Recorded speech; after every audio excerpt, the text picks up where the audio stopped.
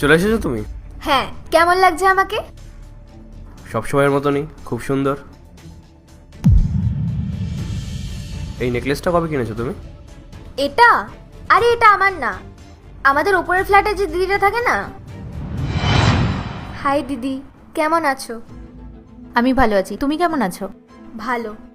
বলছি দিদি, তোমার সাথে একটা দরকার ছিল। হ্যাঁ বলো। আরে আগে ভেতরে আসো না। না দিদি, আজকে একটু তাড়া আছে। বলছি তুমি 2-3 দিন আগে একটা নেকলেস নিয়েছিলে না, ওটা একটু আমাকে দিতে পারবে? অ্যাকচুয়ালি আজকে না একটা পার্টি ছিল।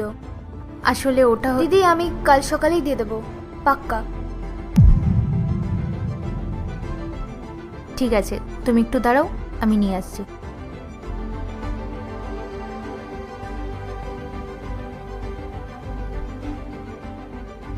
এই নাও। বলছি শোনো না, এটা একটু সাবধানে রেখো। হ্যাঁ, এটা আমার হাজবেন্ড আমাকে অ্যানিভার্সারিতে গিফট করেছিল, খুব স্পেশাল এটা। একদম দিদি, তুমি চিন্তা করো না, আমি কাল সকালেই দিয়ে দেবো। ঠিক আছে, have a nice day. Thank you. ওনার কাছ থেকেই নিয়েছি আজকে পড়ার জন্য। আমাদের ওপরের ফ্লোরে যে থাকে সেই প্রতিবেশী? হুম। এভাবে অন্যের থেকে নেকলেস চেয়ে পড়াটা কি ভালো দেখায়? আর তাছাড়া তোমার কাছে তো অনেকগুলো নেকলেসই আছে, সেখান থেকে তো একটা পড়তে পারতে। রাহুল, এই এক জুয়েলারি তো সব ফাংশনে পড়তে পারি না, আর সেম জিনিস আমার পড়তে ভালোও লাগে না। আর এমনিতেও ওর হাজব্যান্ডের মতো তো আমার হাজব্যান্ড আর দামি দামি জুয়েলারি গিফট করে না, তাই আমাকে লোকের কাছ থেকে চেয়েই পড়তে হয়। শ্রেয়া, তোমার এই জিনিসটা বোঝা উচিত। এভাবে অন্যের জিনিসপত্র পরে যদি আমরা বাইরে যাই তাহলে অনেক বড় সমস্যা হতে পারে। ব্যাস, এই জন্যই আমি তোমাকে বলিনি নতুন জুয়েলারি কিনে দিতে। আমার পড়তে ইচ্ছা করছিল, তাই আমি চেয়ে নিয়েছি। এতে প্রবলেমের কি আছে?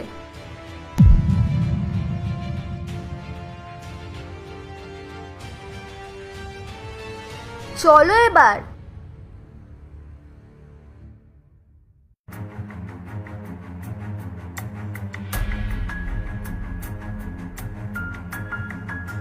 রাহুল, আমার নেকলেস নেই আমার গলায়। ভালো করে দেখো, এখানেই হয়তো কোথাও পড়ে আছে। নেই এখানে। আরে এখানে না থাকলে কোথায় থাকবে? একবার তোমার বন্ধুকে কল করে জিজ্ঞেস করো না, পার্টিতে কোথাও পড়ে গেছে কিনা। আরে পার্টিতে কত লোক এসেছিল, কোথাও হয়তো পড়ে গেছে। এখন ওকে কি বলবো আমি? ও এখন তোমার জন্য খুঁজতে বেরোবে? হাজারবার বলেছি, সবকিছুর একটা লিমিট থাকে, লোকের জিনিস এভাবে নিয়ে এসে পড়বে না। রাহুল, তুমি পরে কল করো না, একবার গিয়ে গাড়িতে খুঁজে এসো না। দাঁড়াও, ভুল করবে তুমি আর সাফার আমাকে করতে হবে।